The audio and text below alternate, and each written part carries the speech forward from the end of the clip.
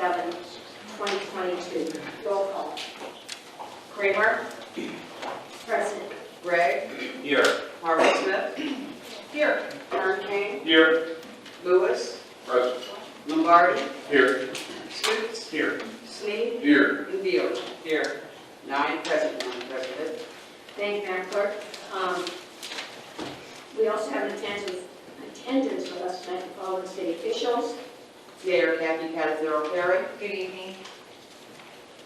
Safety Service Director Barb Sylvester. Present. Assistant Law Director Edmund Mack. Chief Counsel Tim Carroll. Present. Economic Development Director David Maley. Present. Parks and Rec Director Steve Pedro. Present. Police Chief Jason Santinoy. Present. Income Tax Budget Director Lori Katagides-Bora. Present. Is there anyone from administration present that I missed? That's it, Madam President. Thank you. We will move on to remarks of delegation of citizens to the matter on the agenda. If anyone in the audience would like to come forward and speak on ordinance number 147, 2022, please do so. You may come forward, state your name, address, and please limit your comments to 4 minutes or less. And when you're finished, please sign the paper on the back table.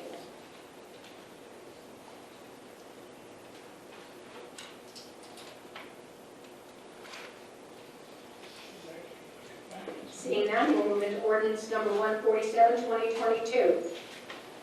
An ordinance authorizing the Director of Public Service and Safety of the City of Massillon, Ohio, to advertise for and receive sealed bids and enter into contract with the lowest and best bidder upon the approval of the Board of Control for the disposal of municipal solid waste and recycling services for residential customers in the City of Massillon, Ohio, from January 3rd, 2023 to December 31st, 2027, and an option for an additional 5 one-year renewals at the election of the Safety Service Director of the City of Massillon, Ohio, and declaring an emergency.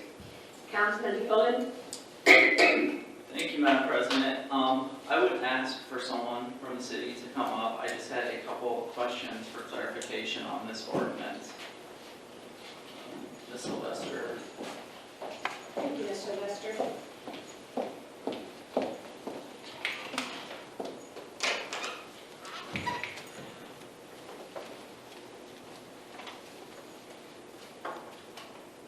Good evening, members of council. Good evening, Ms. Sylvester.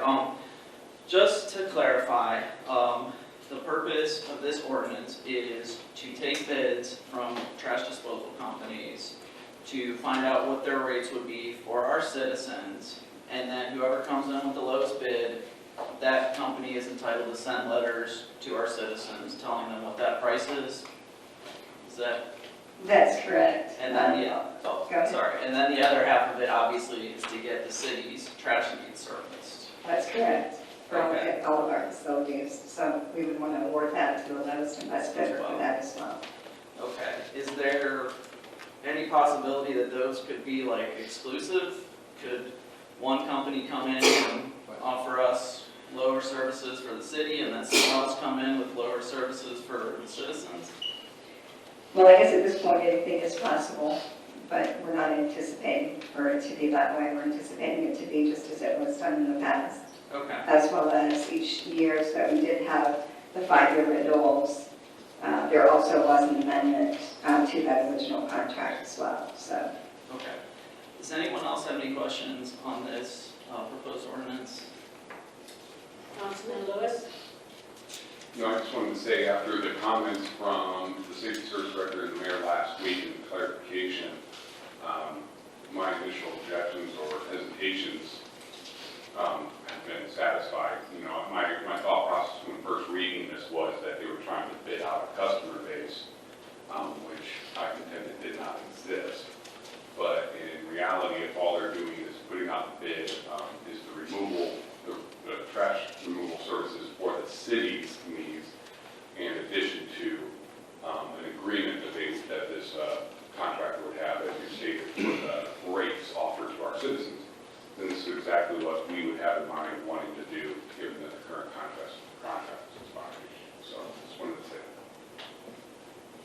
else? Thank you, Ms. Sylvester. Thank you. I would just make a motion to bring this for a vote. What reading is this? This will be the third reading. Second? Second So you need to suspend the rules? Suspend the rules. Yeah, I would make a motion to suspend the rules requiring 3 readings and bring it forward for a vote. Second by Councilman Lewis. Roll call for suspension.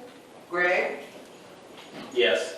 Harvard Smith, Yes. Kern King, Yes. Lewis, Yes. Lombardi, Yes. Slutes, Yes. Snead, Yes. Gilliland, Yes. and Kramer. Yes. 9 yes for suspension. And for passage. Harvard Smith, Yes. Kern King, Yes. Lewis, Yes. Lombardi, Yes. Slutes, Yes. Snead, Yes. Gilliland, Yes. Kramer, Yes. and Gregg. Yes. 9 yes for passage. Thank you, Madam Clerk. Ordinance number 147, 2022 has passed. Meeting adjourned.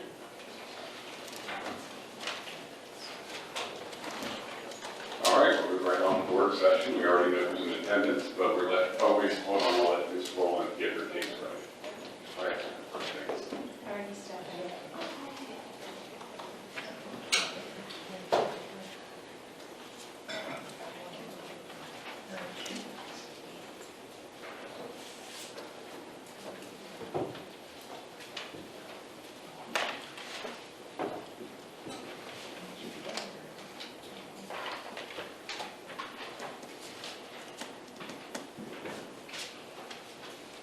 Okay, Councilman Hilton.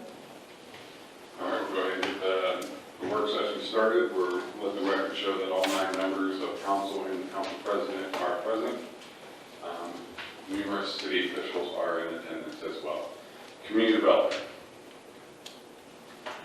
Thank you, Mr. Lewis. I have one item that falls under old business. It's request to reverse the decision of the Massillon Zoning Board of Appeals made on October 13, 2022, approving a variance case number 2022-16 from the Massillon Zoning Code to allow for a structure that is too large for available space. We did the appeal.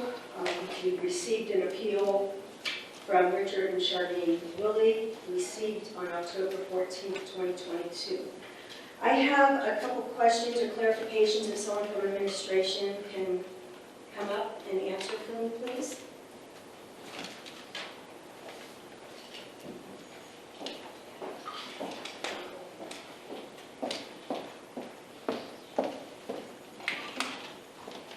And President Pro Tem, can we also let the record show that Stephanie Myers, Chief Deputy Auditor, is in the audience?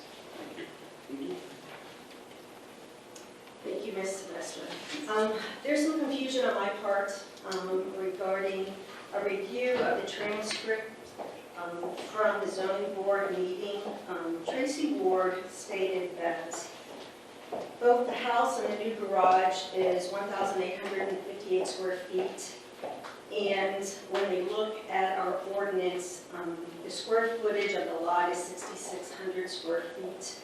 And you take 25% of the lot based on this accessory building to see if it's acceptable or not. What she came to, the total was 1,650 feet is what's allowed.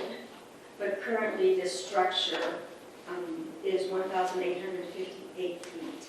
So there's 208 square feet over the 25% rear yard, the yard allowance to have this accessory building.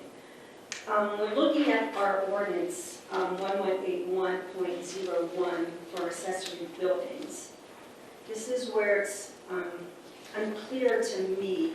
For Tracy Ward at the zoning board, she's stating that an accessory building cannot be over 25% of the total lot parcel. But our ordinance states that an accessory building shall not occupy more than 25% of the required rear yard plus 40% of any non-required rear yard. So that's where I'm confused. What she stated is allowed at the zoning board versus federal ordinance states. And I just need clarification, what are we to be looking at? The rear, 25% of the rear yard plus 40%? Or per Tracy Moore, 25% of the total? I'll refer that to our law department. Attorney Mack was present at that meeting. And that would really be a answer that you're going to want from the law department.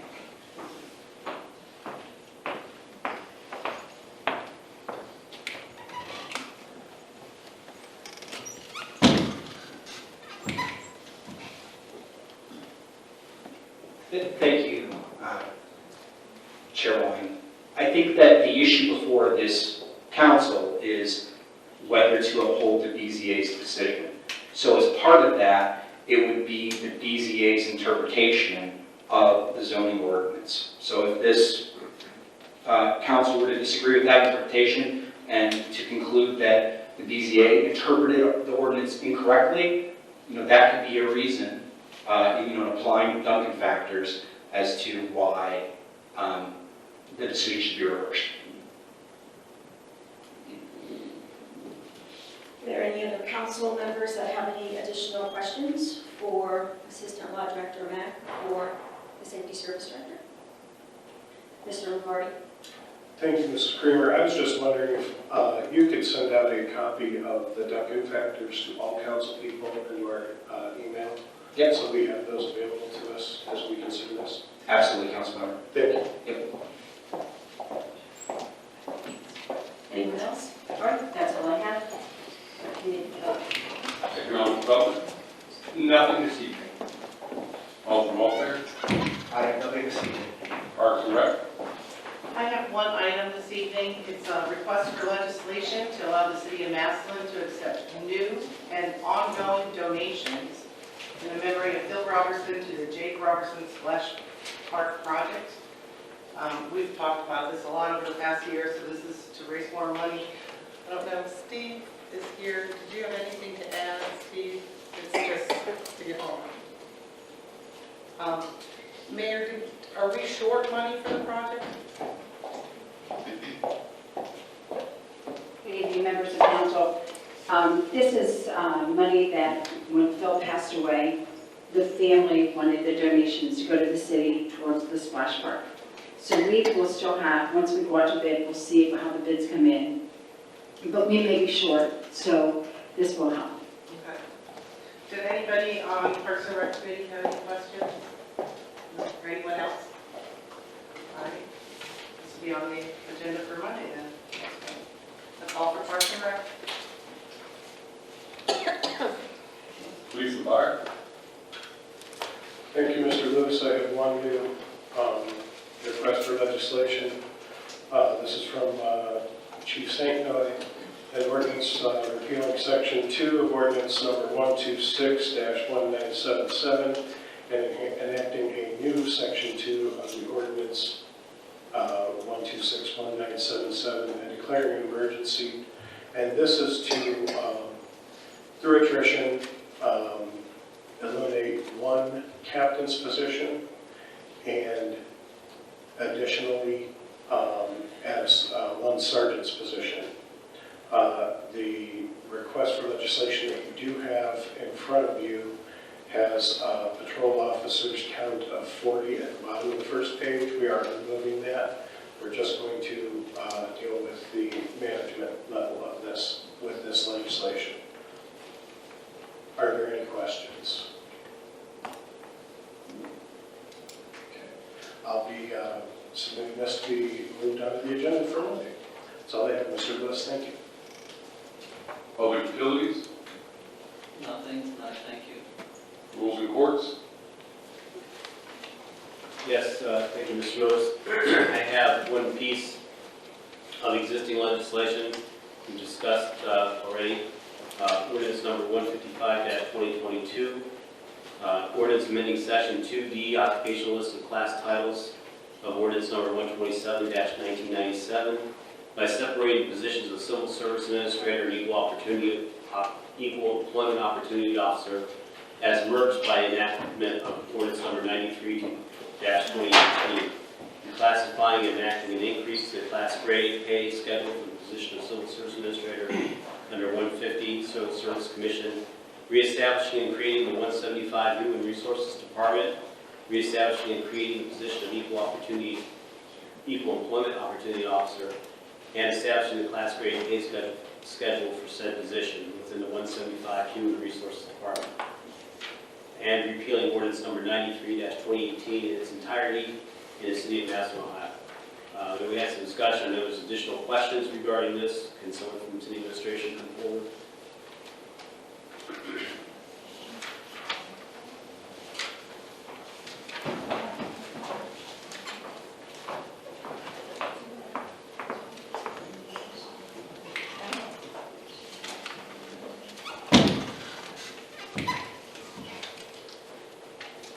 Chairman, how are you? Good, how are you? Thank you for coming forward, Mr. Matt. Absolutely. So just to summarize, and correct me if I'm wrong, we are splitting what's currently one position into two that had been two before and was merged. Correct. And we are also changing the pay scale for each of those positions. Is that correct? That is correct. Certainly for one of them, yes, for two, establishing it for two. Okay. And we currently have a position in the existing position, but sounds like we'll need two people going forward. Is that correct? Whether the council determines that the second position would be filled would require this council to fund that position, to fund that new department. That would be the Human Services Department. Right now, I think under the budget, there's nothing that's been allocated to fund that. So that would have to happen first. Civil Service, certainly. There's already a person in that position, and that pay would actually go from 22 grade to 23 grade because of the variation between the pay scales with classified and unclassified employees. Okay.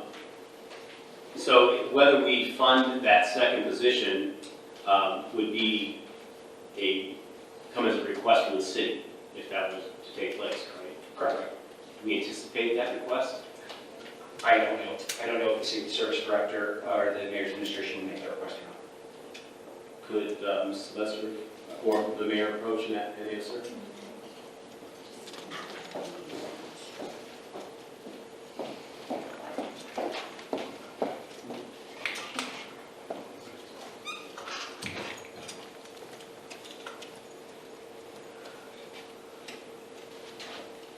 Yes, the mayor and I have been working closely with our law department, and they put this request for legislation to come in.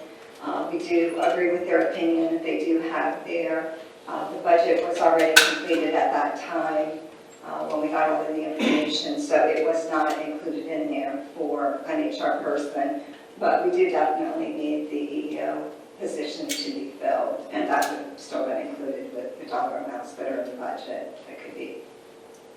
So will that be part of the upcoming budget?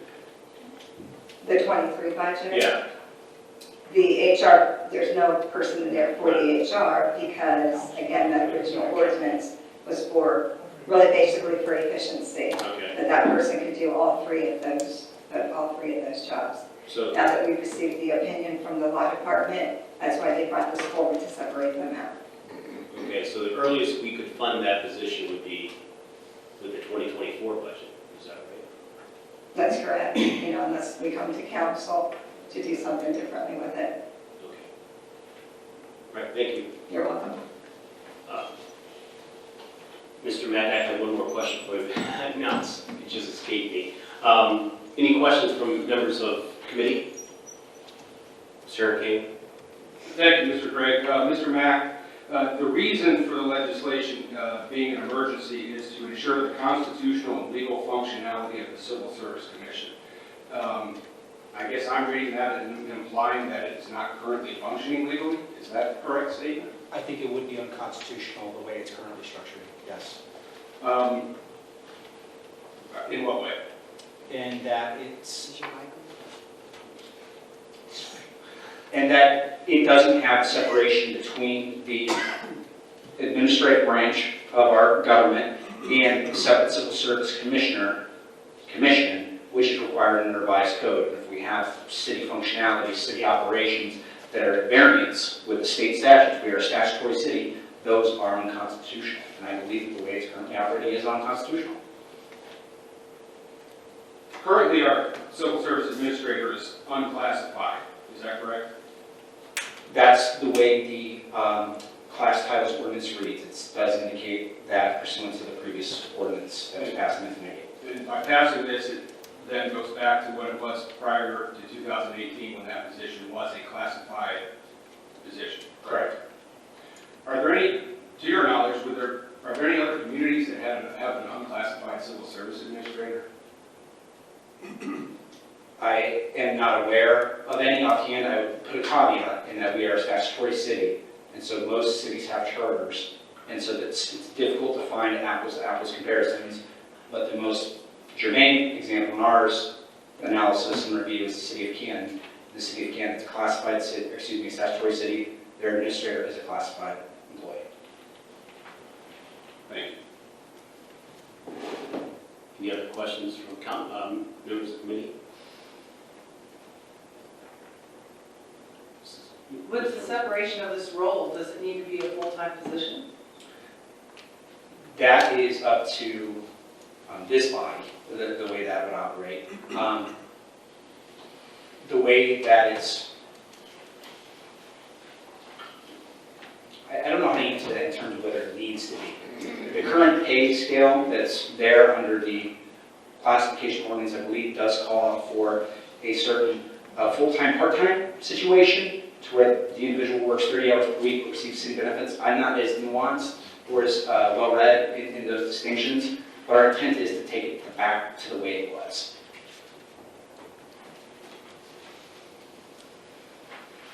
Mrs. Creamer?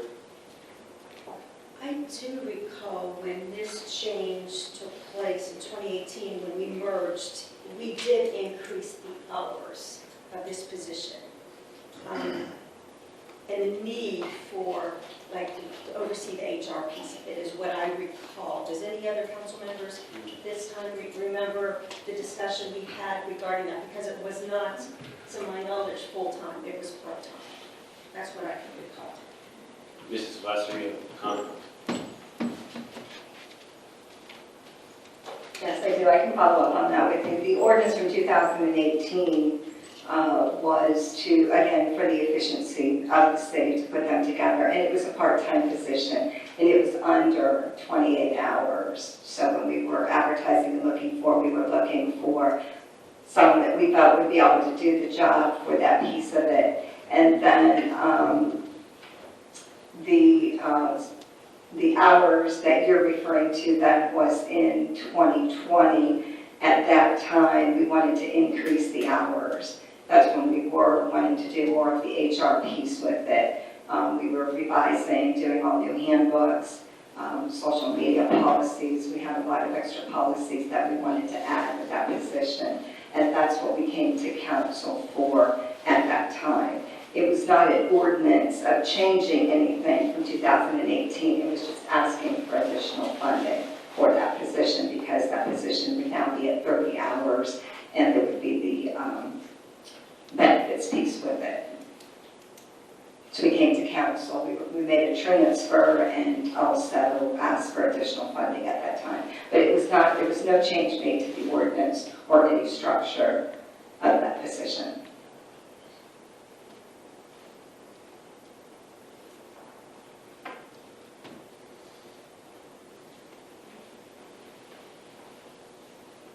Mrs. Creamer, finish? Yes. Mr. Lewis? Have we heard from the Civil Service Commission themselves as to what their take on this is and what they're lining themselves up at? Mr. Mack? Yes, we meet with them frequently. I actually just spoke with them this evening. They're working on finalizing the actual descriptions. A critical piece is going to be what the grade is that this body would affix to it.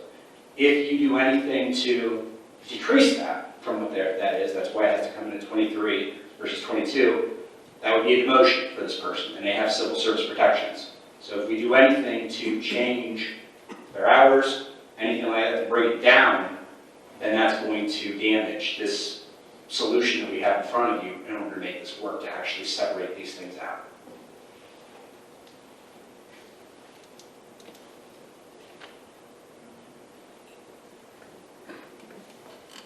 And we have to have them on as a classified, this isn't, what we're debating now is the amount of hours needed, obviously, that justify part-time versus full-time. Is this even a position that could be contracted? No, I don't believe so. You said that you're working with the commission to work that out. So is this legislation as currently written, ready to go? Yes. So we need the results of your... Yes, certainly if the council said, we're not going to do this, for whatever reason, that would change everything. But they're anticipating and hopeful this will be well received, so we can finish the separation from those and get this thing functioning correctly. Okay, so we don't need to have the results of what you work out with the commission in order to move this forward if we choose to. No. Any other questions from council? Well, I anticipate moving this is up for second reading, I anticipate moving it forward, but if council in the meantime has questions, and comes up with any additional questions, let me know and we'll just give it another reading. Sure. Mr. Lewis. I would really like some clarification, I know we can't have it now, of how many hours for, I mean, if we're gonna make a movement, are we talking part-time, full-time? And with removal of the EEO part of it, how is that gonna impact our workload so that we can make a decision once instead of having to adjust and get ourselves into a sticky situation where they're a classified employee and everything else. So I think we need that information. If I may, I believe the Civil Service Commission is anticipating keeping the hours exactly as they are now without any kind of reduction in what they do. Because that person is not currently anticipated to be in any other role other than focused on that position.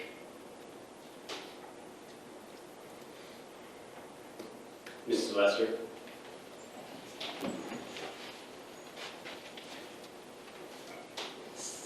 So just so that it's clear for everybody from where we stand with the administration, so the positions, can be and will be separated if this ordinance is passed. But again, that position, civil service, then will just be civil service. They will not be doing any of the HR piece for the city. They will not be doing any of the EEO piece for the city. Which, again, those pieces need to be staffed. Exactly. And funded. Exactly, but that work, those hours will go away from that position. It will strictly be civil service. Mrs. Creamer. Yes, can you break down with this job description of having both of those descriptions fall under one person currently? What percentage do you feel will fall under civil service and what percentage the remaining HR? Well, basically from, what we've learned from our law department, the civil service piece of it, once the eligibility list is finalized, so once the jobs are posted, and the testing is done, and the eligibility list is formed, the eligibility list then comes to me as the appointing authority, and then I get it to the directors of whichever department it may be. And then from that point forward, it will all be on the administration and the department heads. So up to this The point, is HR. that 50% of this position or more?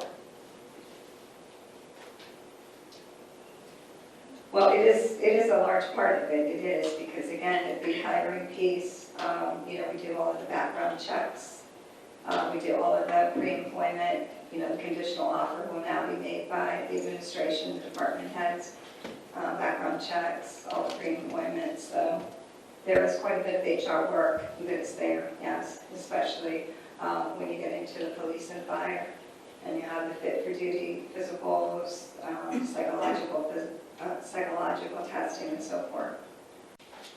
I don't have an exact So percentage. the offer but will it be is. made, the offer will come from administration. Everything up to the offer will fall under this individual's Yes, you are correct. service.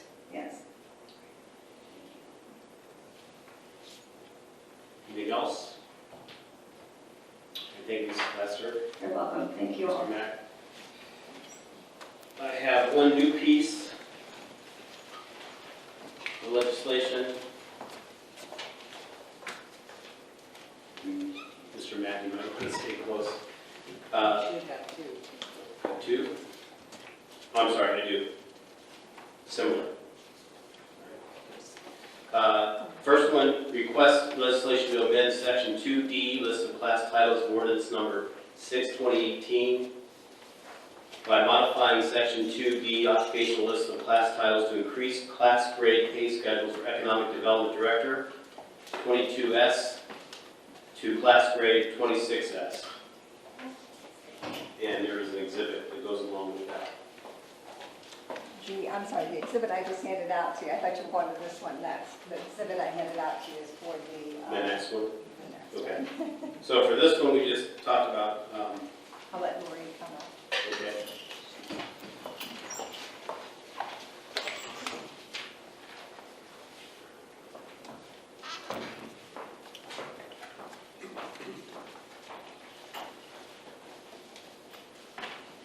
Good evening, Council. Yes, this is an ordinance to move the classification for the Economic Development Director from a 22S to a 26S. That would be unclassified. The reasoning behind this is that it's to reflect the current market conditions for that particular position, and comparable positions throughout the state and locally. Also increased with job responsibilities and obligations. So the Economic Development Director is not just in charge of economic development, it's a big portion, but they do a lot of other things as well. So they sit on different commissions, planning commissions, historic preservation commission, or in site plan coordination. All of those things are also included in this particular position. The question I'm sure will be asked is, is this written in the budget for 2023? Yes, it is. If you look at the year over year, it does reflect that increase as well. So those are why we're looking to do that, more or less to align that position with other economic development positions that are out there. So the increased job responsibilities and obligations, are those things that are currently being done by this position, or some additional things that are going to be added? It's currently, Already being done? yes. Okay. Questions from members of the committee? Mrs. Harding-Smith? Yes, can you tell me the pay amount, the salary per year for 22S and 26S? I would need to bring that. I can get that out to you. I did not bring those pay scales, but I can do that as well. I can get that out to council in an email tomorrow if you'd like. All right, thank you. You're welcome. So going from a 22 to 26S, is this a one step or multiple steps up? Is 26 the next level up? No. Just one- No, it goes in progression, so it'd be 23, 24, 25, 26, yes. So it's about 4 levels Yes, down, yes. all right? Mrs. Kramer? Oh, go ahead. I'm sorry, my proposal on the 20, in the budget on the 26S would be comparable to a 5-year experience level. Okay. Mr. Sluse? Is that the pay scale? Yes.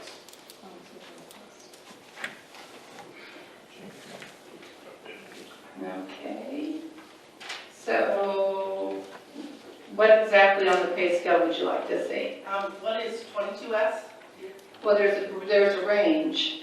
Okay. Okay, so 22S goes from the entry level at 27.75 to the 30-year level at 34.03. And the 26S goes from a 32.55 to a 39.65. So do you have the exact figures of what our current community, what level they're both at in that range? I will get that out to you, yes. So you want the current level that we're at right now? Level, and I want to know what the projected level is Okay. that we're going to. Thanks. Mr. Lewis? Well, according to the budget, I mean, we budgeted, I think, last year was like 68 or something, it said. If I can find it real quick. I just have it. It went from 68 to like 70. Yeah, about that, if I'm reading this correctly. Let me find it again here. For which one? For the 26 Fs? Or No, for the actual economic development. for his current? Whatever he is in the scale. Yeah, the economic development salary budget last year was 68,723, and for 2023 would be 79,1. Now, there's also a 3% in there. I'm sure that's being accounted. Do you have the community development also? No, that one looks like it's wrapped up into the part, the whole entire community development department. That's like 170,000, which can't be Can't all. break it up. Not working out. I can tell you that the community development director, is that what you were asking? That is the 26S. I'd have to look at where the level is. I'm off the top of my head, I can't tell you that level, but I believe it's 26S. Mrs. Kramer? Just to verify, this community development director position, we created that position, what, 4 years ago? This is not the community development director, it's the economic development director. Excuse me, the economic development. Yeah, this position was created before I came on board, so I would have to ask for some assistance with that. Yeah, like maybe More than that. 4 to 6 years. Well, I was on council. It was like a specialist, I believe, prior to that, so I just wanted to get that confirmed. Thank you. Mr. Hurricane? Thank you, Mr. Gregg. I think the position has been on the books probably for decades, and at times there have been separate community development directors and separate economic development directors. There have been periods of time when people did both duties. So the position, I think, has been there probably, going back probably the 80s. I mean, it's just whether it's The titles. correct. Any other questions? Mr. Lewis? I mean, I know it's a jump, and that always makes me nervous. My biggest thing is if the community development director is 26S, and we are expecting the same level of leadership, oversight, and productivity as the community development director and the economic development director, why wouldn't they be at the same level? You know, I don't really like jumping anybody, but at the same time, if there's an injustice or a discrepancy, sometimes you have to make corrections. So that would be my thing, is wanting to look through the job descriptions and make sure, are these two jobs equal? And if so, they should have equal ranges. And I'll just point out, as Mrs. Clemens mentioned earlier, it's already budgeted. Yes. For the next budget. Okay, anything else on this one? All right, I have another piece, similar. Request legislation to amend chapters 165, section 165.1, residency requirements of ordinance number 113-2006. See attached exhibit A, which was just handed out.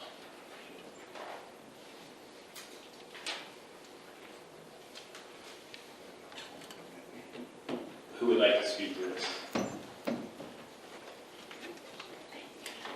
Okay, the attachment that I handed out is the same attachments that you received with your request for legislation, but Diane's copier does not color copy, so that's why I wanted to give you the color copy so you can actually see the revision, the red line document. So you can see the portion that we're adding here.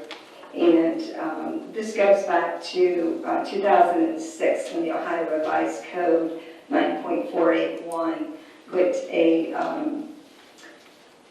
passed state law for that you could not have residency requirements with the exception of emergency responders.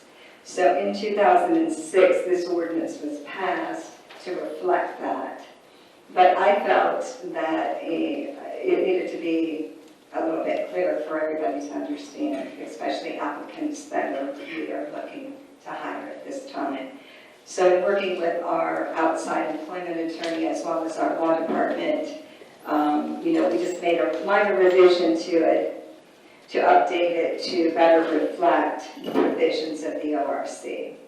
And it's important when we're doing job postings. So if we're doing a job posting for police, fire, this even also falls under our street department, our wastewater. It's also reflected in their collective bargaining agreements. That's why I reached out to our employment attorney to want to make sure that when we post for jobs that we have such a requirement there, so that we're not getting persons who are coming and applying and, they need to make sure that they follow our ordinance. If they are, of the emergency persons that would be responding to emergencies in the cities.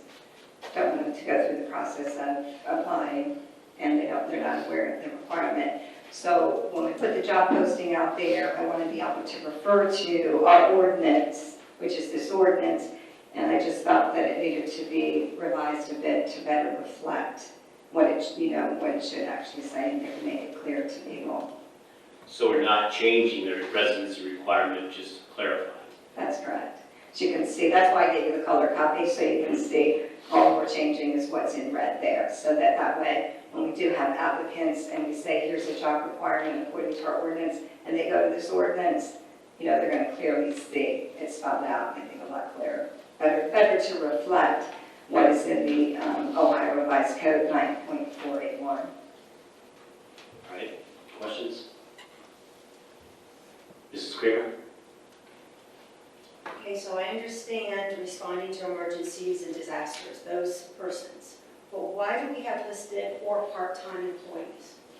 That's how it's listed under the Ohio Revised Code. So part-time, any part-time employee, it doesn't specify those that respond to emergencies or disasters. Any part-time employee must be a resident of Stark County or any adjacent county.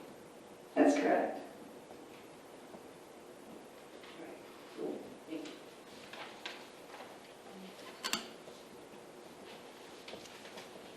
Other questions? All right, thank you, Mrs. Professor. I intend to put both of these on the agenda for Monday. Thank you.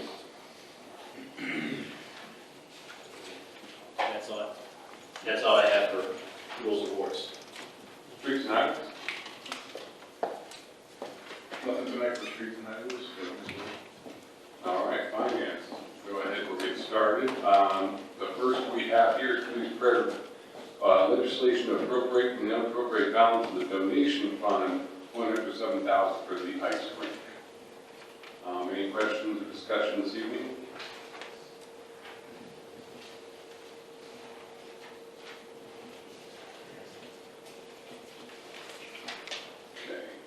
The next one is please prepare legislation to appropriate and unappropriate balance of the Park and Rec Fund 1234. From the unappropriated balance to the appropriate accounts as such. Salaries $19,000, PRS $2,660, Medicare $276, workers' comp $561, capital improvements $8,800 for a total of $31,297. This would be coming out of the Park and Rec unappropriated dollars, just to be clear, not general fund dollars. This pays salary and improvement expenses. We do have Mr. Pedro here if anyone has any discussion. I'm sure the capital improvements. What improvements? Mr. Pedro, come forward, please.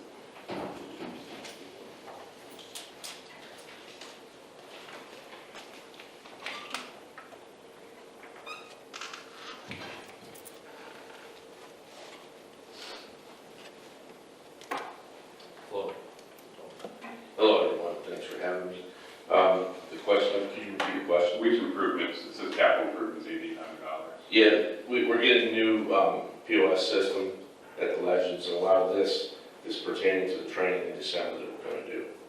And then this is nuts and bolts, things to finish out the end of the year as well. Okay. Anybody else have any additional questions? All right. Thank you.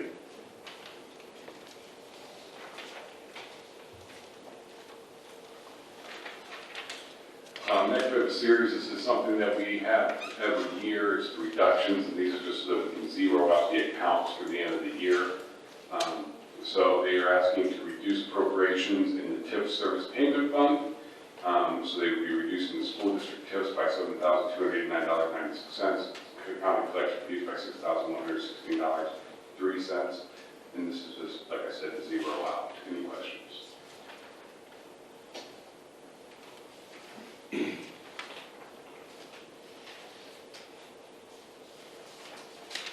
Next is another reduction in appropriations in the Massillon Museum Fund, reducing it by $591.27 for their holding account, $575.22 in their fees.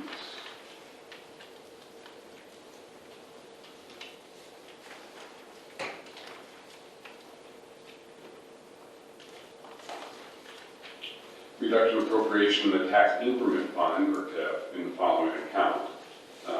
Fees, $5,717.96.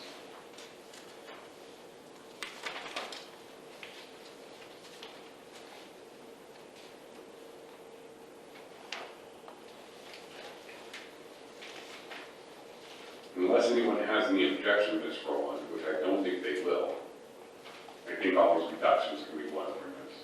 We're going to bundle. We're going to finally do a bundle again. All right. This next one is the medical mutual.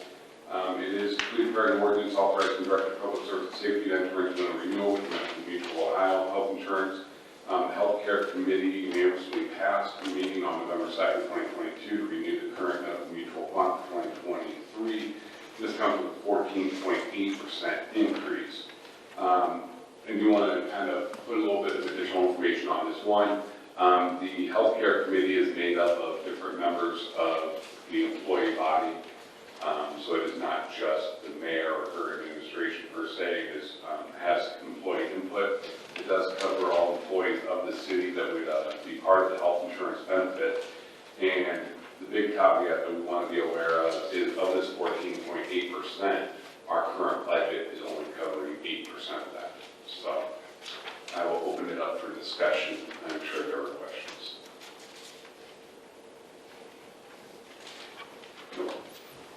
Ms. Greenberg? I recall previous years, the city would receive a refund back that they would split, I believe 50% with employees. With this increase, are we going to see that type of? They do have the deputy auditor here that maybe would speak to somewhat of that. I did speak this afternoon with the auditor, and she did believe that we would still be eligible to receive it's the wellness refund, I believe is what you're referencing. So with that possible refund, with the increase being significantly higher than what budgeted, is administration planning on splitting that refund as previously done moving forward? Okay. And I believe it's usually about 1.5% to 2%. Is that refund? Oh, it's like, The refund is usually 2 months worth of insurance payments from the employee. And I would like to let council know, I do not sit on the committee, so I don't have input at all. I do read the minutes, but I don't sit on the committee. And that was done purposefully so that the employees have some say in the insurance that we have. And so, yes, we intend to give 50% back to the employees. And it can go larger, not larger than 50%, but the refund can be larger. We're only at stage 2, but we can go to stage 3. It depends on how many employees get a wellness check, watch some videos about taking care of themselves. So we can actually have a longer time for free insurance for our employees. And that's an incentive to get healthy.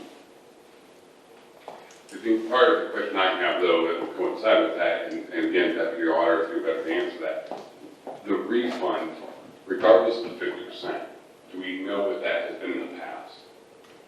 In the past, our monthly bill, it would be 50% of one monthly bill. So our monthly bill is about $350,000, so it's half of that is what we get refunded.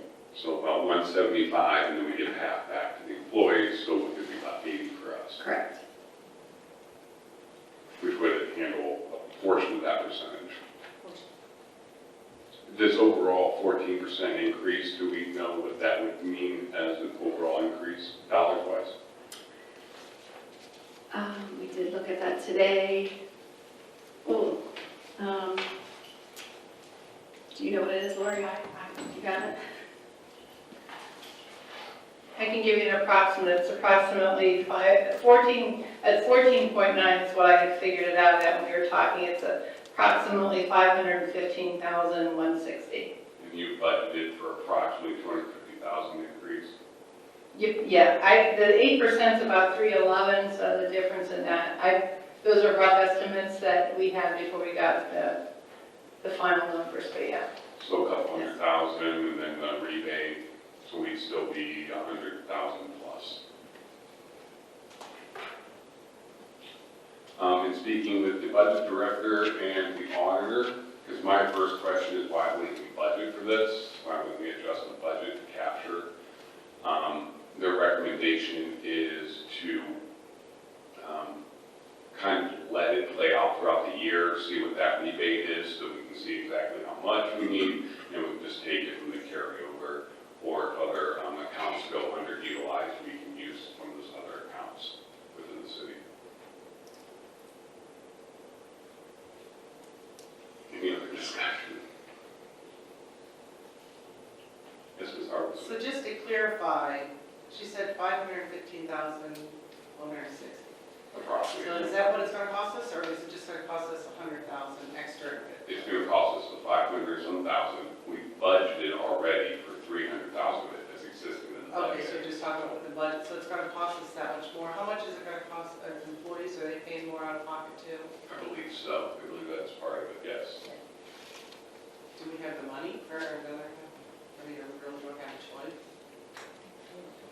Well, I mean, yeah, part of it is we are somewhat handcuffed here because it is the bid.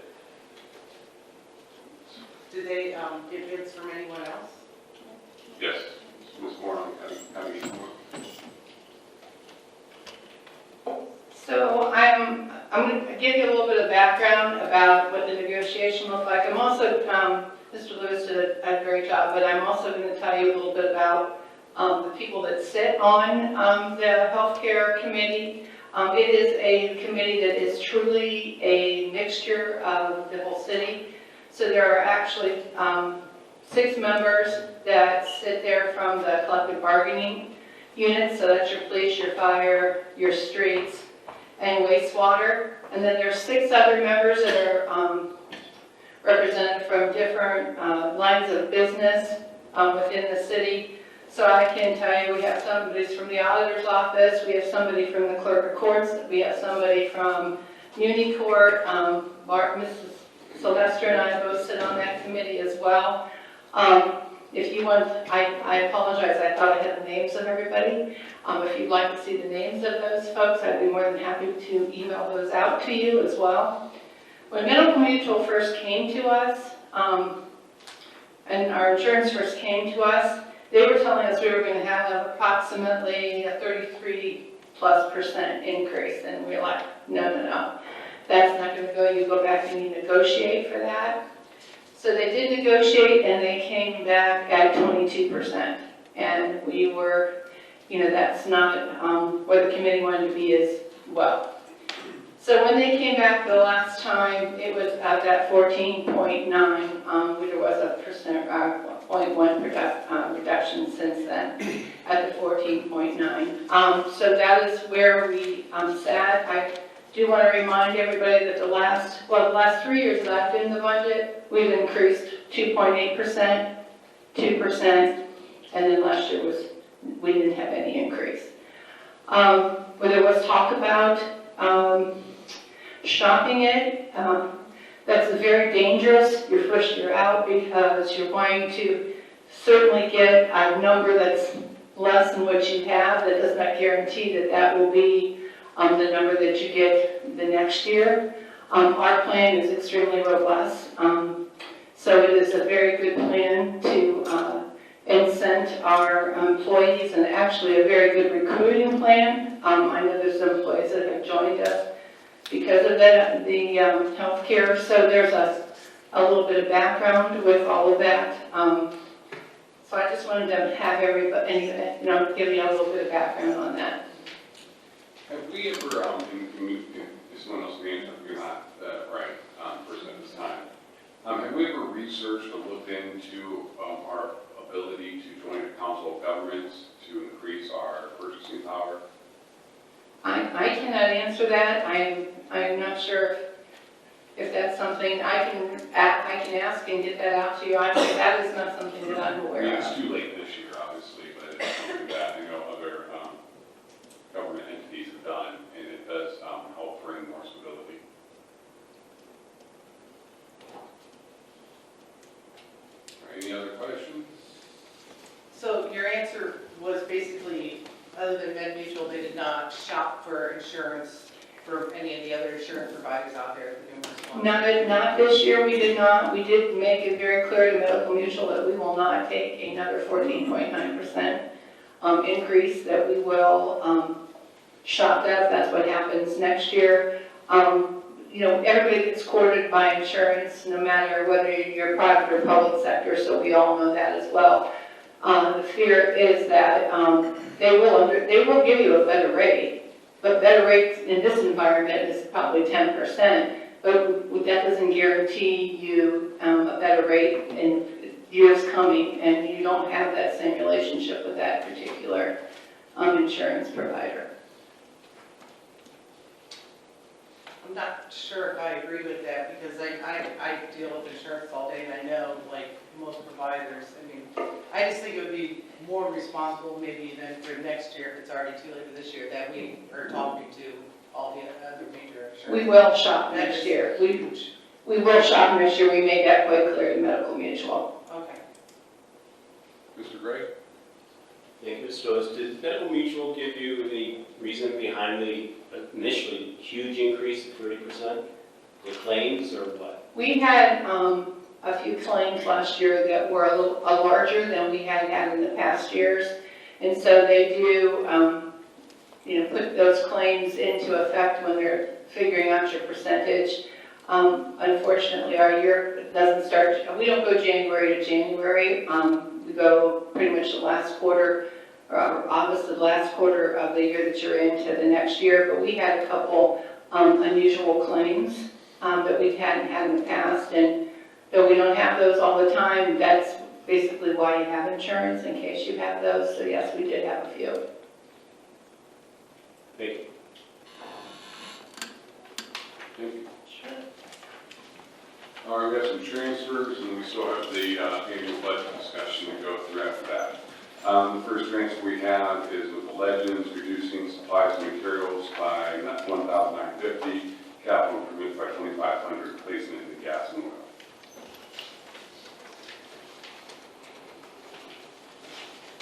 The next is the administration, reduction of accumulated sixth placement arbitrator, $17,613.90. You may want to explain the need. Right there. Yes, just the additional amounts that we're needing in our account there. As this council knows, any of our employment matters come out of that account that we go to our outside employment attorney for, as well as anything that needs to be addressed, matters that need to be addressed in the collective bargaining agreement, as well as our law department at times does refer us to go to outside counsel, and when they do that, it doesn't come out of their budget, it still comes out of that line item that is there. So that is basically all of what's been paid out of that account. Anybody have any questions? All right, thank you.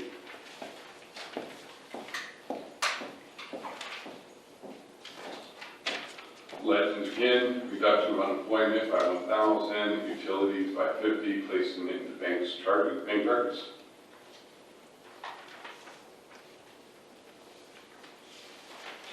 Community development, reduction of service and contracts to 1,400, placing it into salary and PERS.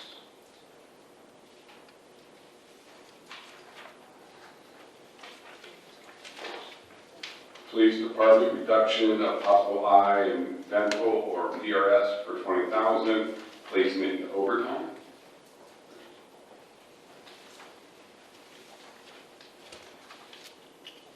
I don't know if we can approve this last one. Reduction, it's one of our own council. We're going to reduce PRS council by 5 cents and place it into the salary for our council clerk. I object. I mean, I will sign it, but the Christmas bonus is going to be a little like this. And Claudette needs to sign that also. What if the rest of the committee refuses to sign that? I'll give you the nickel.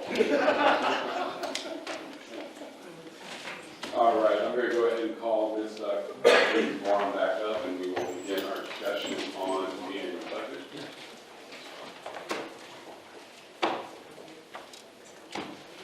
All right, I believe we have a few guests here. Streets. Yes, we have 2 guests tonight. We have Tom Burgasser from the street department, and we have Chief St. Noy from the police department. So whoever you would like first. I'm going to go alphabetical order. So Burgesser. Burgasser, okay. Tom will come up and tell you a little bit about the street department and any questions that you may have around the budget. And as it comes forward, this is something we started a few years back. This will be an opportunity for certain department heads to come up, tell us maybe some key achievements that they appreciate over the past year, some focuses or goals for the next year that justify some of their budget needs. And then we can offer some discussion or questions regarding them. However, I will let you know that if we get really to the weeds on the numbers, we will pull Ms. Cuttingham on back up so that she can have that conversation. She's more equipped than the department head is on certain areas. Also, streets is in 1201, and their budget is, majority of that is on 7 and 8, I think, yeah, 7 and 8, and a little bit on 9, because that does have the traffic department. So, but the 1201 is basically anything that's in the streets. Which to clarify, I found that once you get out of the 1100, we're into enterprise funds, meaning they're being funded through other means other than our 1.5% general fund tax. Go ahead, Mr. Burke. Good evening, ladies and gentlemen. Tom Burgess, obviously. A couple of times I was here as the fire chief. I changed roles, and obviously I'm pleased to be able to return as the operations superintendent. We do streets, we do traffic safety, and garage. You know, it's a different mindset for me. I came into the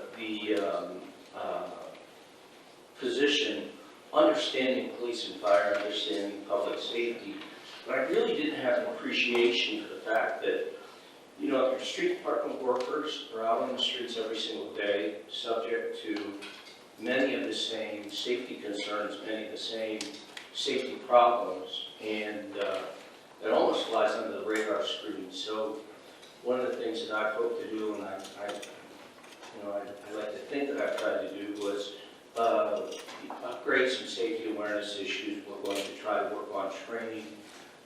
With your help, we've hired a lead worker or a foreman type position for the street department, which will allow us to further training and safety from John Holm, who has done a variety of different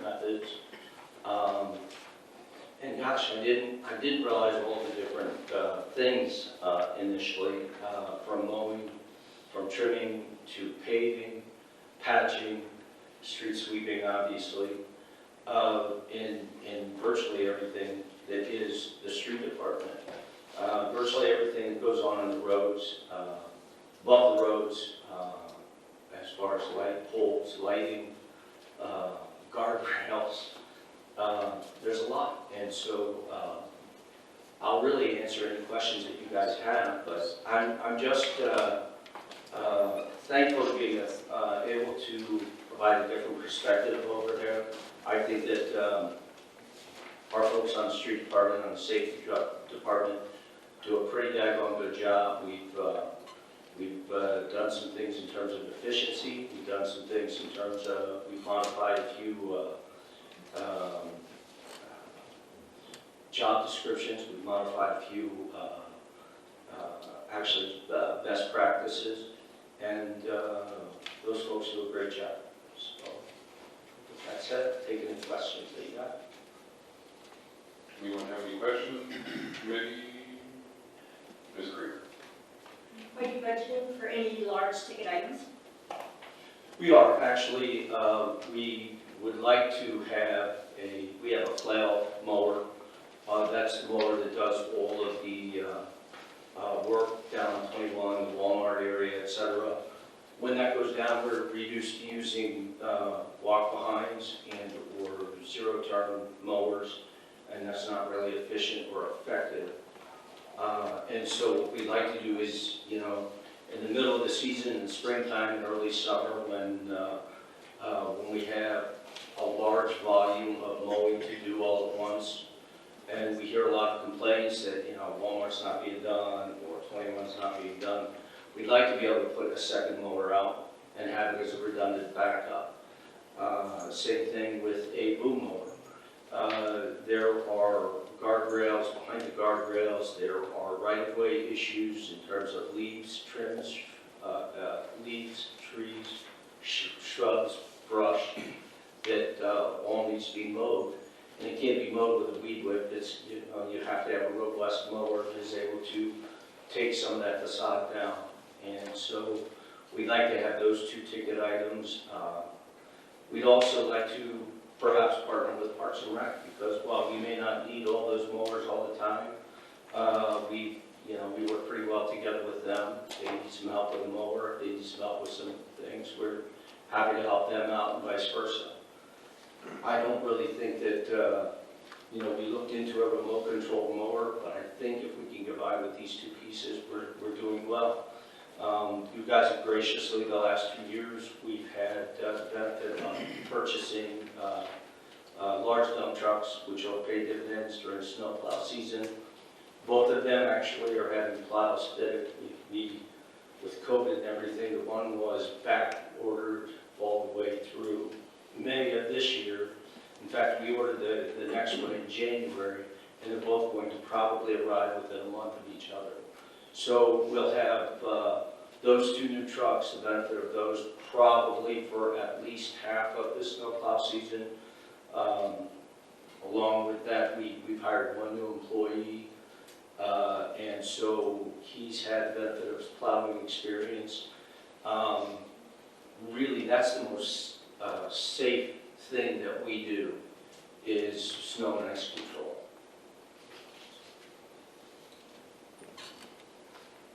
Mr. Hurricane? Thank you, Mr. Lewis. I have two questions Mr. Burke asked. The first one you dovetail right into nicely. Can you please describe, in terms of capacity and condition, our salt storage units or facilities?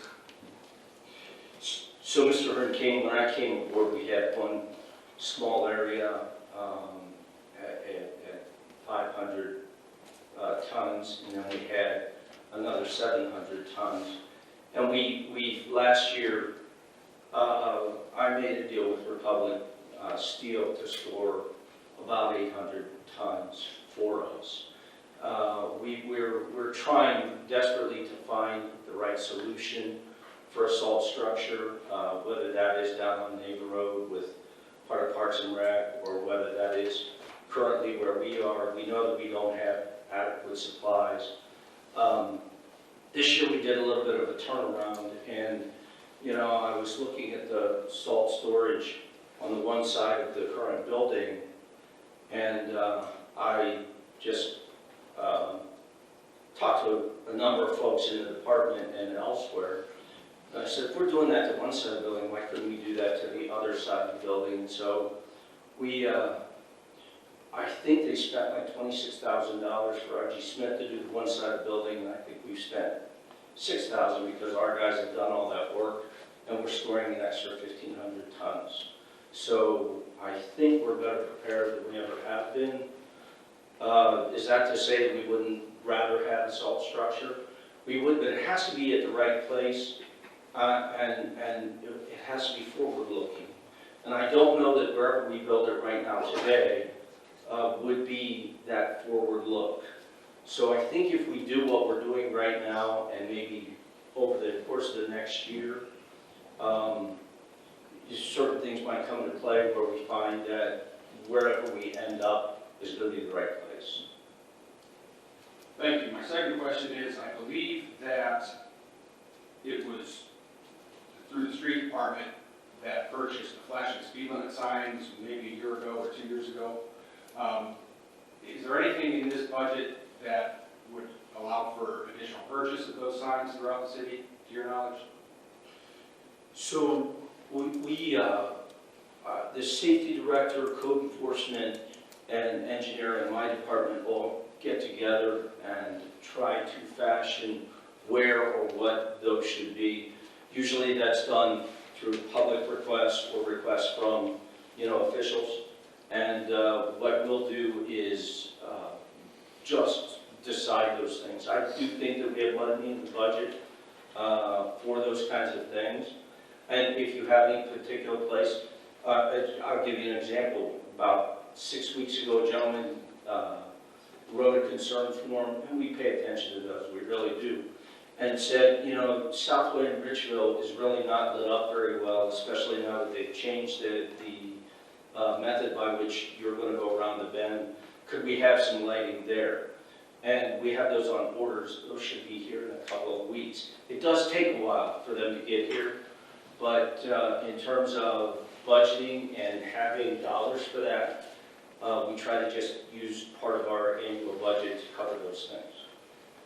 If my memory is correct, I think we purchased maybe 7 or 8 of those flashing speed limit signs. I don't know. I will commend the administration for placing one on Lake Avenue. I drove by there and saw it there. I think they're very effective, especially in light of our, ability to can't have an officer on every street.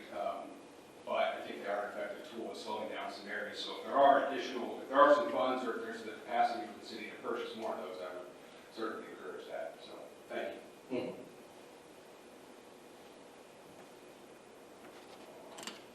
All right, thank you. Thank you.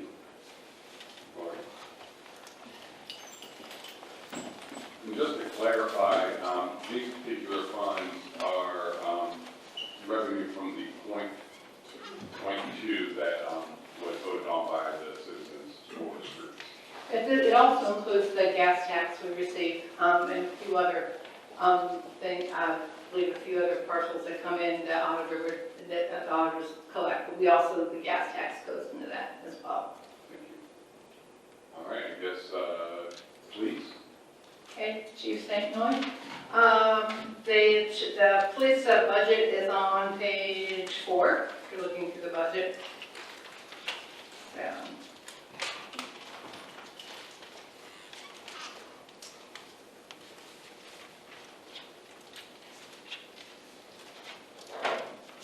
All right, good evening again for those that were passed after the special work session.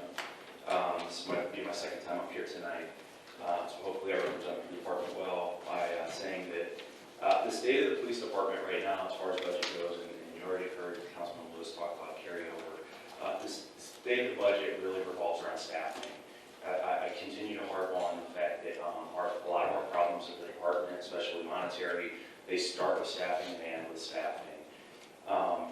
Right now, currently, I just actually was sending some messages to the current lieutenant who's on shift, and you had asked me specifically regarding the amount of officers that we have right now.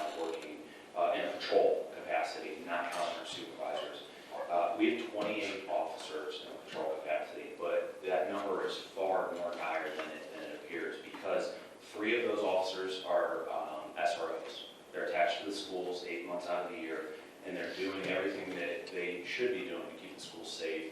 And it's also important to the community. So there was a need, there always has been a need for the school resource officers. None of the 3 are in the academy right now. They're going to be graduating later this month. We're expecting to get them in uniform and start training here sometime in early December. We have 3 more officers who are actually field training currently. They are on the road, but they're not ready for solo patrol. 2 jailers, 2 support officers, one officer that runs our evidence. It's a mandatory thing. We just can't get around that. We can't pull from somewhere else and leave that position unavailable or unattended. And then we also have a traffic enforcement officer. And then on top of that, 2 more officers that are dedicated to doing detective work. Somebody has to be able to follow up on cases, especially when officers are not available on the road. That leaves a total of 13 police officers for 3 shifts. Now that is just patrol officers. Right now, our sergeants and lieutenants, with the exception of 1 lieutenant who's doing detective duty, and myself, and 2 captains, the remaining lieutenants and sergeants, they're showing their true colors of leadership. They're actually handling calls for service. They're acting as patrol officers, handling calls on the road until we get our staffing levels up, while maintaining running shifts and trying to be supervisors. So when you see the carryover or reallocation of funds to cover overtime, it's not only covering overtime for patrol officers, it's covering overtime for supervisors. And we all know their pay rate is far higher than the average patrolman, which then just further expounds that number. It makes it far worse. But I think we can overcome that. I did say that there is a light at the end of the tunnel. I'm preaching that to the officers down there. We have officers in the pipeline that are getting hired. So that I look for major changes to take place over the next 12 months or so. Sometime by summer, I'm expecting to see those overtime numbers really start to dwindle. But in addition to that, some of the other numbers that you may see on the budget that are rather large are our records management system. We've been paying for that. And for those of you that maybe that doesn't necessarily ring a bell to what that is, it's how we record crime data, what we do with the data when we go to a call and somebody says, my laptop was stolen in my car last night. We take the report, we enter that into a system, it gets recorded, and the database, we utilize that for follow-up, for investigation. We also submit numbers to the government, to the federal government, so that we're eligible to receive federal grants. The current system that we are using will no longer support the software in July. So we have been in the process of transitioning and paying funds to have a custom records management system that's being built for us, that's currently being used in the city of Talmadge. Akron is using it. We're not asking the company to reinvent the wheel. This company, this is what they do. And that is supposed to actually, Jackson Township right now is working towards using the same records management system, and they're kind of the guinea pig in the county. They're working out all the bugs over there, and we're hoping to go live in early 2023. So there's large expenditures for that. The overtime is a large expenditure. The other large expenditure that comes out all the time, and you guys are well aware of this, is vehicles. Our vehicles constantly have to be rotated out. They're being driven 24 hours a day. Some of them hardly ever get a break. We do the best that we can to rotate them, but the vehicles are getting harder and harder to come by, and the ones that we are able to come by now come in an elevated cost. We just ran into this where we had orders through Ford, and they called us and told us we can't provide you those vehicles. And we said, well, when can we get them? They said, we can't give them to you. We won't provide you with vehicles. We cannot fulfill the orders that are in place. So we've been forced to go to another brand of vehicle, and those costs are higher. And they're the only vehicle. It was through Dodge. We don't have Dodge. We get our vehicles through Ford. The prices of the Dodges were higher. If we waited till Ford could tell us they could deliver vehicles, we're going to put officers in a situation where they don't want to be in this driving unsafe vehicles unfit for the road. And then the last budgetary item that we're going to be making a request for, and this is just a heads up, it's not going to necessarily reflect on the 2022 budget, is I think that there's going to be a proposal for us to update our body camera systems, our tasers, and our in-car video. All the Taser International company, they also go by their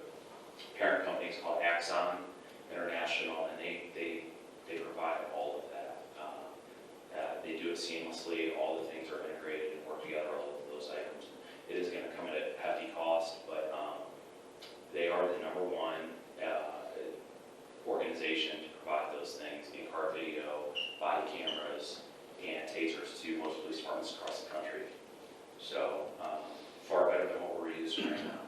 And the beauty of using them is that they do not ask for a third-party company to come in and install it. When you make a purchase, when you purchase the package through them, they don't let anybody else touch their equipment. They send techs out. If you have a problem with equipment in the car, they send a tech out who specializes in fixing that equipment. If they can't fix it, they bring a replacement, put it in your car. Same with body cams. You have a malfunctioning body camera. They bring you a new one. They take the old one. They fix it. They either replace it or repair it, one or the other. So, like I said, some of the line items that you see on the budget are, at least for this year and coming up to the end of the year, based on staffing numbers. Lori also wanted me to point out something that, and so this is something that I don't always think of, but for us to be a marketable police department, we have to go above and beyond or do things to separate us from other agencies across the state and even in the county and the area.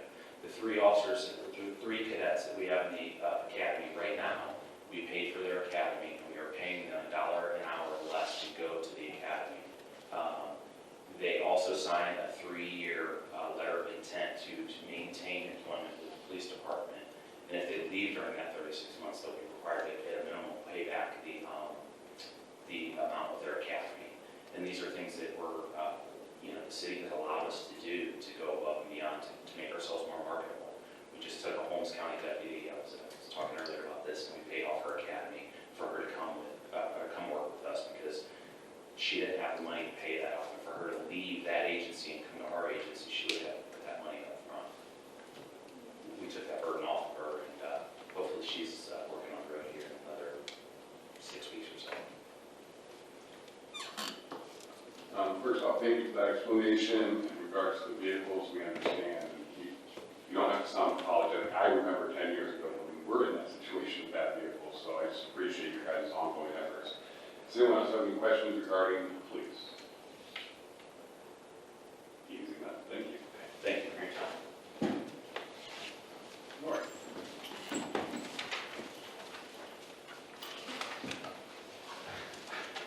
I know how much you love my curveballs. I got one for you tonight. What page, please? Page 7. I just want to know, with 3% raises, how were we able to get from last year's projected initial budget of $27 million in the general fund down to the 25.4 this year? How were we able to make those savings? In last year's budget, the ARPA money was included because we received the ARPA money during that time of the year, so we could include that in both the 1100 and the 1221, I believe that it was in. The ARPA money has all been in, so now next year it will go into the cash carryover, and we will have to appropriate as we go, but that's the reduction in the budget. So twofold there then. The reduction in the budget is due to the influx of money we received from the federal government, and a portion of the carryover that we will be hearing more about in January will be ARPA dollars. Yes. And if you work in my office with me, they hear about it weekly, because we always get the carryover, and the carryover is very robust. It's even robust if you take that off, but I always have a reminder. I always put a reminder out there about the ARPA dollars. Anyone else have any other questions or discussions here? Thank you. No, not for this, sorry. Okay. I just to piggyback too on what Chief St. Noy said, the average cost of a car is up $6,000 to $8,000. So, as the fire department comes in 2 weeks, we were just talking about some things around ambulances, and those costs are going to go up about 10 to 12%. So, trying to get in front of some of that before the fact. So, thank you. Mr. Haynes, yes, you I was just going to ask if you were, before we adjourn, if you were going to address this letter. I didn't know. I was going to maybe kick it over to Jill to see if she wanted to handle it with her committee. It's regarding the patio I believe what the confusion is, and correct me if I'm wrong, it's not that we denied a hearing, it's just that we refused to take up the hearing, which allowed the 30 or 60 days to expire, and in essence, nothing proceeded. Is that accurate? I think you're correct. In the letter it states that we denied, we did not deny, we did not hear. And frankly, I think we should revisit if we're within the time and at least do it, treat it like we treated some of these other appeals recently where we should vote on the matter. Oh, I agree, but my only concern is that we were within the time. If we have to talk to the law department, I believe it's 60 days. She's referencing that June appeal.